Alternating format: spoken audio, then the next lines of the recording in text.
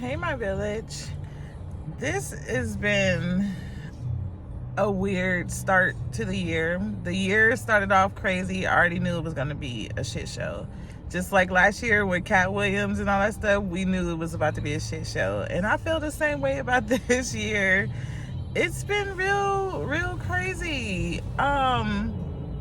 TikTok changed my life. It helped me to be able to advocate for being able to be diagnosed with ADHD, even though I knew I had it for a long time, because of course you guys know, if you've been following me for a while, my background's in psychology. I have a bachelor's and master's, and I'm one more year left of grad school for my PhD in psychology. So I've been tracking, I've been taking notes, I've been researching all my symptoms. I just kept getting gaslit, of course, by the medical field, which is not something new, but they always say, no, it's just anxiety.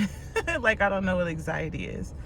I'm like, no, it's more than just anxiety. But following people on TikTok and finding my community of ADHDers, it really confirmed and validated everything that I've been saying and feeling for many years. But I also gained a new community of friends, people that I associated with, like, outside of TikTok. I've got to know them, their kids. We check in on each other, we support each other. And I also grew my community with my coaching business as well. And being able to share my knowledge, especially when I was doing parent coaching. I was a parent coach for 7 years. But I also did business coaching as well for 6. It's sad that the U.S. is trying so hard to take away our voice because they don't want us to see the truth. And it's the truth that I've been talking to you guys about for years. Ever since I started traveling outside of the country, it opened my eyes to how ghetto America is and how America don't make money if we're not sick, so they poison us. When I started traveling international, I remember the first time I went out of the country when I was 21, but the first time like I really traveled out of the country was back in 2018. I went to Paris, London, and Italy. And it was life-changing because we get to see how many other countries have a better quality life than us, how they have free health care. They actually care about their citizens' health. They have like maternity leave for a year. I had a C-section, had to come right back after 8 weeks from working. Here in Nevada, they don't even have paid maternity leave, so I would never have a kid here, even though I've been here on and off for 11 years. It's crazy. They don't want you guys to see how people are living in other countries that they've been telling us lies about, especially like Africa. When you start seeing people in Ghana and how happy they are, quality of life, how they don't even have to have credit, they pay for everything in cash. Like, they are really rich, and we just only have those commercials talking about, can we donate to feed the poor in Africa? It's just a way of scamming us and taking our money and putting those rose-colored glasses on us. They don't want us to know the truth. That's why they're trying so hard to ban TikTok. It's not about our data. We sign up and give authorization for them to be able to access things on our phone. So it ain't about data because we said yes.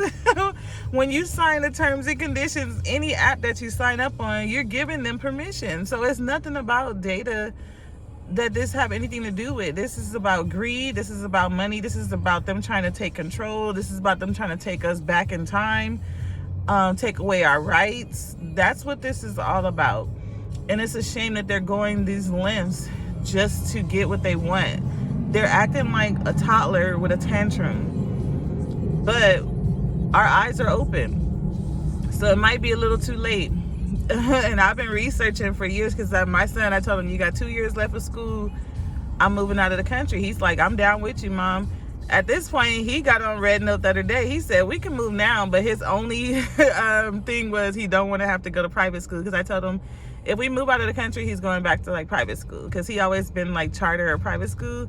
And the last 2 years, I let him go to a public school. Even though he's in a magnet performing arts school, he don't like wearing uniform. So that's his only deal breaker is If we leave now and he finished high school out of the country, he just don't want to go to private school and wear a uniform. I prefer him in private school. But I told him that's the deal. Like, even if I have to homeschool him, that's fine. But my job is in 50 different countries. And they all have available positions right now.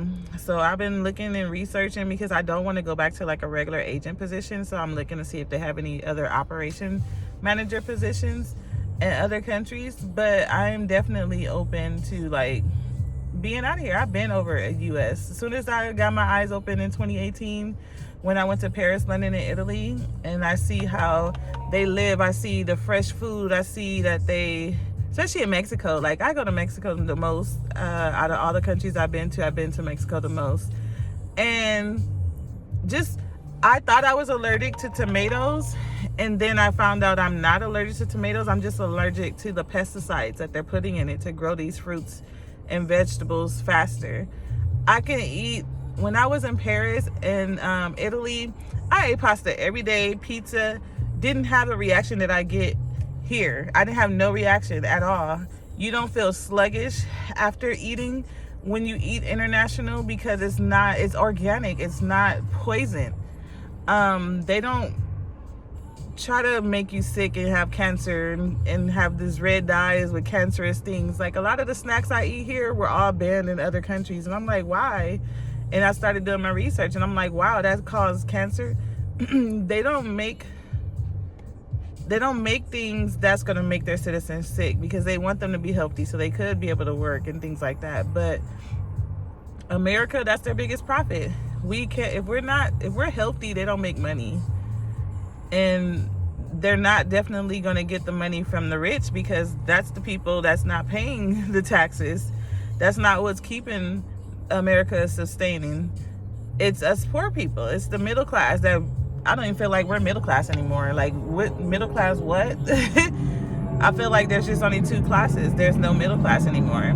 But there's so many people struggling. They refuse to raise the minimum wage. I can't believe in some places minimum wage still $7.25. It was $7.25 when I got out of high school. I've never like made minimum wage, so that is insane. You can't even be a roommate with minimum wage. Like, you literally have to work multiple jobs if you work minimum wage jobs, and that's not a quality of life because you're burnt out, you're exhausted, you're overwhelmed, you're overstimulated, you're stressed, which is not good for your health, which is what they're banking on.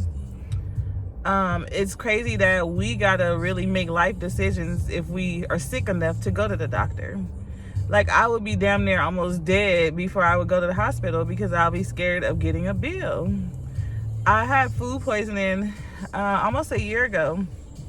Was dead ass sick, throwing up for days. And I went to the hospital 3 times in 1 week because I was feeling that bad and I was dehydrated. And they kept me for hours because they're like, you're dehydrated, because I couldn't stop vomiting after like 7-8 days. Couldn't hold nothing down, not even water.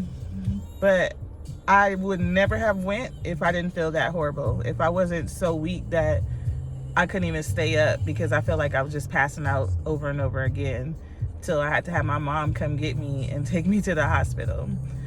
But it's crazy how we have to make those decisions here. I'm scared to have another kid because I had a C-section and had complications after. But then when you see that bill after having a baby, $32,000 just for my C-section, and then that forced you to stay in the hospital 3-4 days, and that's a whole nother separate bill, and then the bill for your kid, it's ridiculous. But we started having our eyes open through TikTok, and that's what they're scared of because they don't want us to all leave. Because records show over the last few years, hundreds of thousands of people have moved abroad and left the US, and they want our money. So that's what it's about. It's about money at the end of the day. But I hope y'all be safe because it's only about to get worse. This is just the beginning.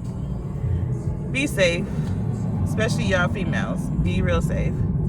I'm gonna be making a few more videos because I know I haven't been making them in a while. But just educating y'all on the mental health side because that is my expertise. If y'all have any questions about ADHD, if you have any questions about mental health, how to deal with stress, what are the signs of depression, let me know. I'll do a video on it. Just send me a message or comment what topics you want me to talk about, either on the business side, parenting, mental health, leadership, any of those things. I can assist you, and I'll do a video for you. Until next time, Coach Mo out.